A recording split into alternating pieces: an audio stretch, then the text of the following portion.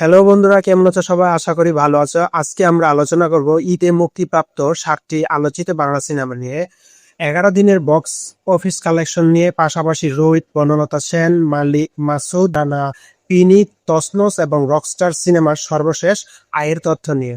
প্রথমে যদি আমরা কথা বলি তাহলে বলবো তসনস। মুন্না খান অভিনীত এই সিনেমাটি দর্শকদের কাছ থেকে ভালো সাড়া পেলেও এখন পর্যন্ত আয় প্রত্যাশার তুলনায় কম।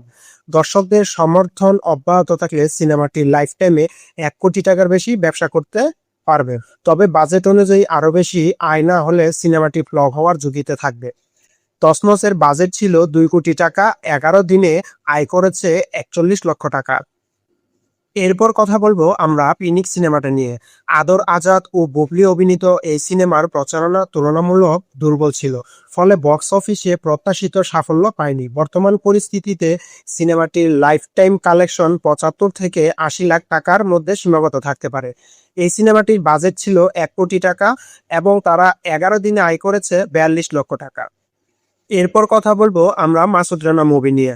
রাসেল রানা ও পূজা চেরি অভিনীত বহুল প্রতীক্ষিত এই সিনেমা বক্স অফিসে আশা অনুরূপ পারফর্ম করতে পারেনি। বর্তমানে ধারণা করা হচ্ছে লাইফ টাইম কালেকশনে 3 থেকে 3.5 কোটি টাকার মতো থাকতে পারে। এই ছবিটির বাজেট ছিল 3.5 কোটি টাকা, 11 দিনে আয় করেছে 1,70,00,000 টাকা।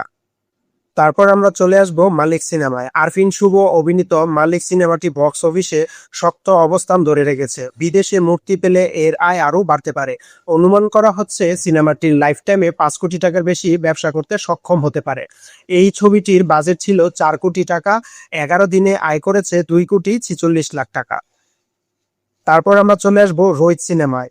নাজিফা তুষি অভিনীত রোহিত সিনেমাটি দেশ বিদেশে ভালো সাড়া পাচ্ছে। বিশেষ করে অস্ট্রেলিয়ার বাজারে সিনেমাটির পারফরমেন্স ইতিবাচক। ধারণা করা হচ্ছে লাইফ টাইমে 7 থেকে 8 কোটি টাকার ব্যবসা করতে পারে। এই ছবিটির বাজেট ছিল 2 কোটি টাকা এবং 11 দিনে আয় করেছে 2,22,00,000 টাকা। তারপর কথা বলবো আমরা বনলতা সেন নিয়ে। খায়রুল বাশার অভিনীত বনলতা সেন শুরুতে ভালো ব্যবসা করলেও বর্তমানে আয়ের গতি কিছুটা কমেছে। তবুও বিদেশে মুক্তি পেলে সিনেমাটির আয় উল্লেখযোগ্যভাবে বাড়তে পারে। এই ছবিটির বাজেট ছিল 1,70,00,000 টাকা এবং 11 দিনে আয় করেছে 1,55,00,000 টাকা।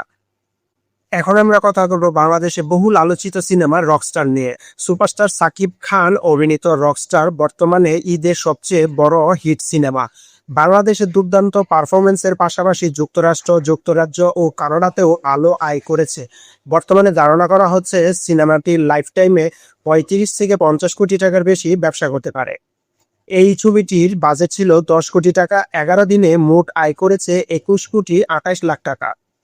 সবশেষে আমরা এটা বলতে পারি এই মুহূর্তে বক্স অফিস পারফরমেন্স অনুযায়ী রকস্টার সবচেয়ে বড় ব্লকবাস্টার। মালিক শক্ত অবস্থানে থেকেও একটু নড়বড়ে, রোহিত চমকপ্রদ পারফরমেন্স করেছে। আপনার মতে এই সিনেমাগুলোর মধ্যে সবচেয়ে ভালো কোন সিনেমাটি? কমেন্ট করে আমাদেরকে জানাতে পারেন। যারা এখনো আমার চ্যানেলটিকে সাবস্ক্রাইব করেনি তারা এখনই সাবস্ক্রাইব করে দাও এবং পাশে থাকা বেল আইকনটি অন করে দাও। আবারও দেখা হবে নতুন কোনো ভিডিও নিয়ে। ততক্ষণ পর্যন্ত ভালো থাকো, সুস্থ থাকো, টাটা।